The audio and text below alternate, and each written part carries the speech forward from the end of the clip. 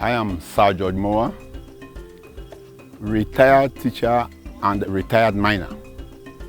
I have been a miner for quite a long time whilst teaching, but I found out that mining is a risk.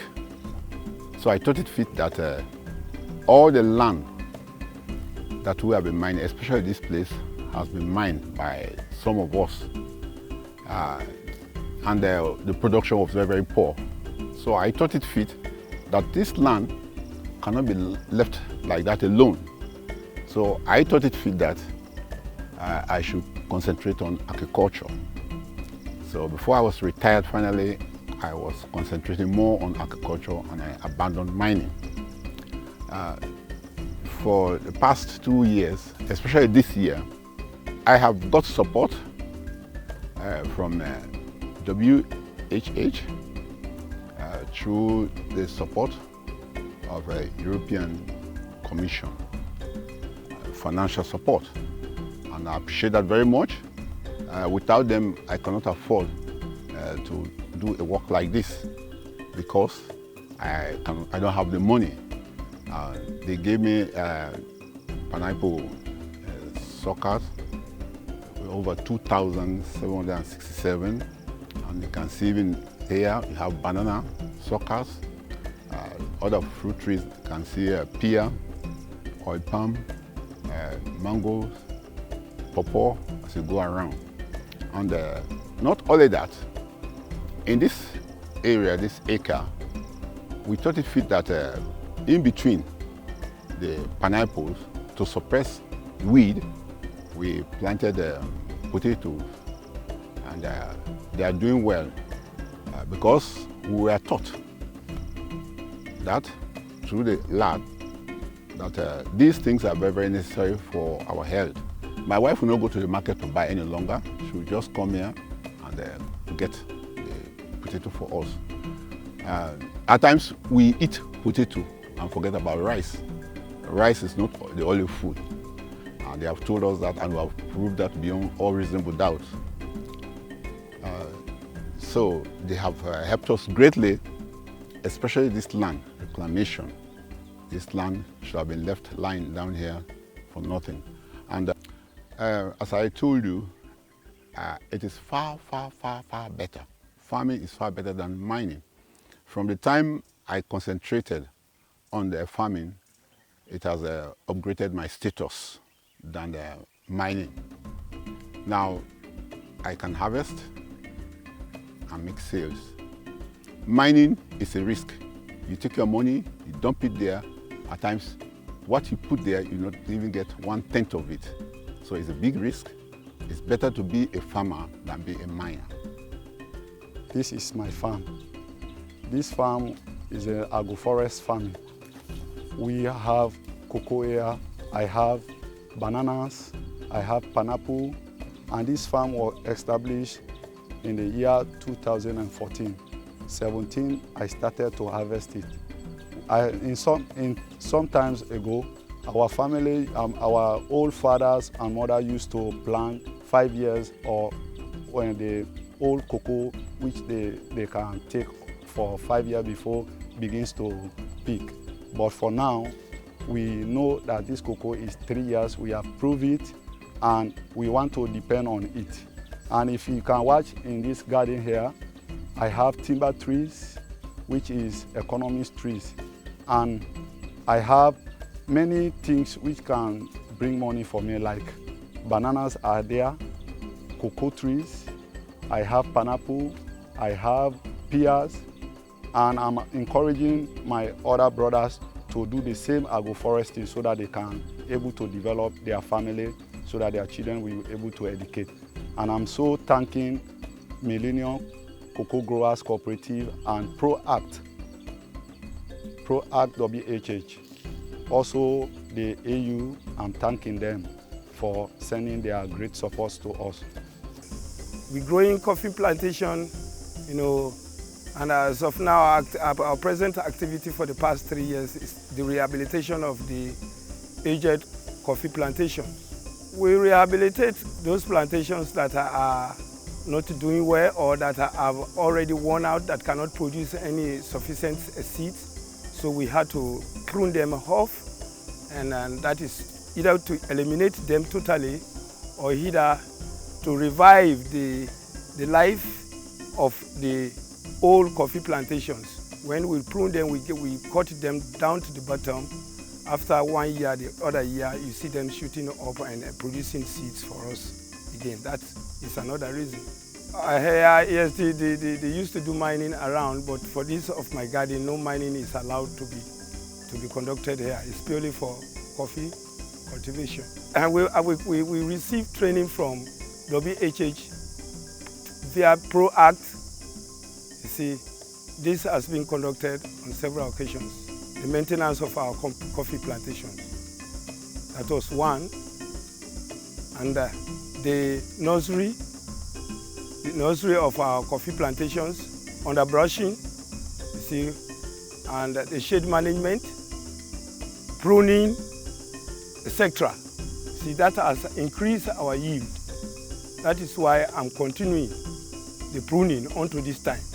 This was the particular garden that produced the product that was present. I'm here to present to you the different varieties of this pod that I'm carrying now. We have this on my left hand, which is the local cocoa. We call this Amalnado. It's 60 months. 60 months, that is 5 years when you plant it, you started to harvest it. Then this one is Amazon. This is a two type of Amazon. This one on my right hand is a Trinitario, mauve in color. Then this one is a Tiolio, which is whitish in color. But when you talk about these two varieties, this Amalnado having more seed than this particular varieties, which is Amazon. But the Amazon, the advantage of the Amazon, the seed are turgic. If you can see, I can prove it to you. Let me show you. This is the seed are turgic, it's very big, while this one have so many seeds, but the seeds are so small and flat. In most of them, they are flat. They appreciate this particular variety because one, it's harvested throughout the years, then it is 36 months, which is 3 years, while the other, they are now moving from this 60 months, which they think it is more difficult for them to earn money. So that's why they prefer these 3 years than these 5 years. You can even see the gap. 5 years plus 3 years, even if it's you can choose the 3 than the 5. Then if I give a small background about these two varieties, this particular cocoa, they call it in Ghana Tetekwasi. Tetekwasi. It was brought in Sierra Leone during the 50s and 60s centuries in Sierra Leone. Then this particular one also from Ghana, but it was piloted by one integrated agricultural development idea by them in the 70s, also brought in Ghana. But which one is so? When it comes to the kind of varieties that the farmers plant, the ProAct farmers plant within germinate, the cocoa coffee varieties that farmers plant within their farms, ProAct does not take the mandate upon itself to choose the varieties for the farmers, but rather the farmers choose their own varieties. We provide trainings to the farmers to select the best seed that is most viable for the next season. The farmers are at will to choose improved varieties. We have got farmers who use the Mercedes variety. We have also farmers who maintain the Amazon variety. And there's a special variety that the farmers, from the farmer reports, they claim, they say that this variety, the Trinitario, it takes 36 months. This is 3 years from outplanting. This is indeed a positive report, but we must say that these are farmer reports, and they are verifiable by scientific studies, scientific research, to be able to establish whether indeed it is true that they are 3 years. Because if they are, then this would be really, really good news for the farmers. Where the major challenges, let me say, one, the road network. You know, our feeder roads are too rough, they are too bad. It is not easy for some.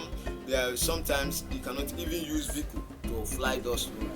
But through sometimes only motorbikes they use to bring to convey our cocoa from from the sectional level, from the village section to Kasetama. That is one of the challenges. And one, the transportation.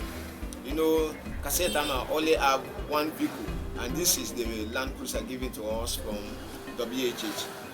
But these are our challenges: the road network, the transportation, and this. I think these are the challenges we have from our farmers to bring their cocoa to the produce.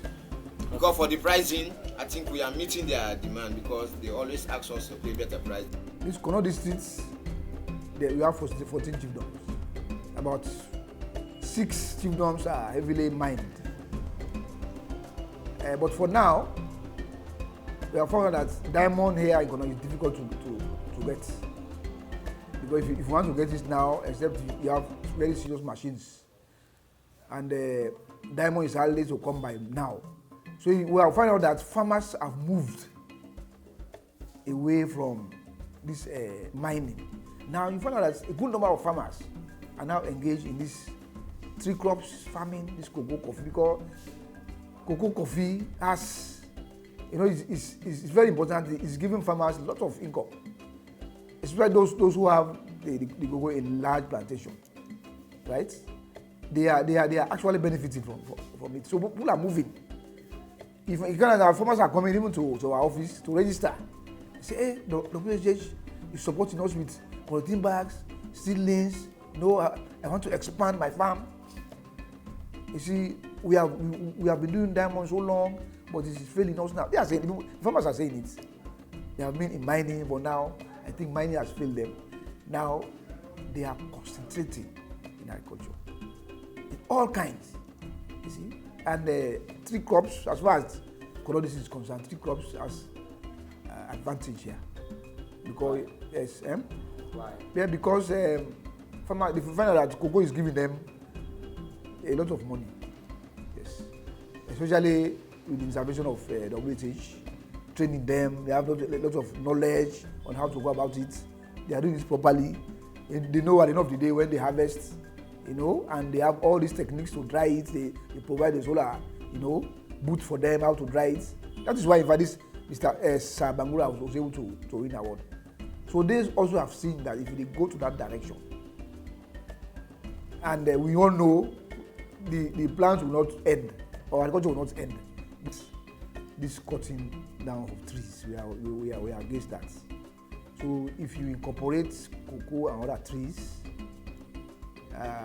the trees there are not only providing shade for the young cocoa, but they are also there to do lots of things, like wind protection, and even for the climate change.